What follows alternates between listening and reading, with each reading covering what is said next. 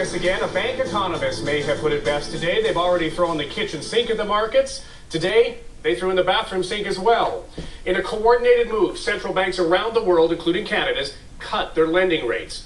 That helps the big banks' best customers, but not most of them. So don't expect many cheaper loans to keep your businesses and homes running. And you could use a break. A new IMF report predicts that we're at the beginning of the worst downturn since the Depression era of the 1930s. So not surprisingly, there is growing evidence that this confidence crisis is changing some voters' minds. Our coverage begins tonight with Global National's Loren McNabb, who's in Toronto's financial district. Loren? Well, Kevin, the rain falling here tonight perhaps matches the gloomy mood felt by many Canadians this week. Today's rate cuts were meant to cheer up both investors and the markets. They did, but only sort of.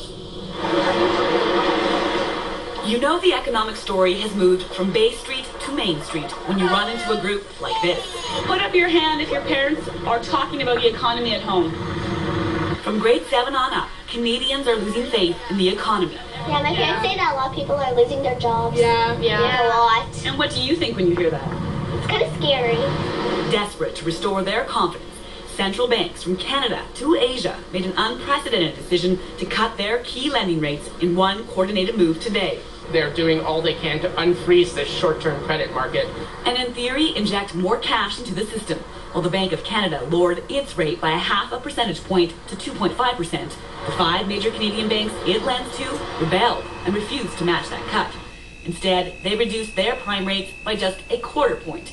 Yes, money is cheaper to borrow, but not as cheap as it could have been. Right, banks are hoarding capital because there's fear in the markets about lending to anyone in case those loans go bad. It's already more difficult to get a loan today than it was yesterday. If you look at the size of this, it comes in children's sizes, it comes in adult sizes. Mike Ziegler just launched a new business on a line of credit and is hoping he doesn't have to go back to the bank for more. It takes a long time. The scrutiny right now would be horrendous. And if you're looking for money to buy a home, this cut won't necessarily help you. The prime rate is down, but mortgage rates in Canada have actually risen over the past week. In some cases, they're up 2%. The Bank of Canada, the Federal Reserve, the European Central Bank have been pushing in liquidity, and each time it seems it's never enough. It certainly wasn't enough for the markets. Both the TSX and the Dow yo-yoed hundreds of points today. The kind of gut-wrenching instability that led 85 left-leaning economists to write in a letter to Ottawa that Canada's economic fundamentals are anything but strong. The exact opposite view of the finance minister.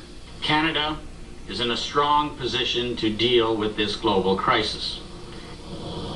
And that's a message Flaherty plans to take to an emergency meeting of G7 leaders on Friday. And he has a new report to back him up. The IMF said today that Canada will actually lead G7 countries next year in economic growth. Of course, that growth is forecasted to be very modest. Kevin.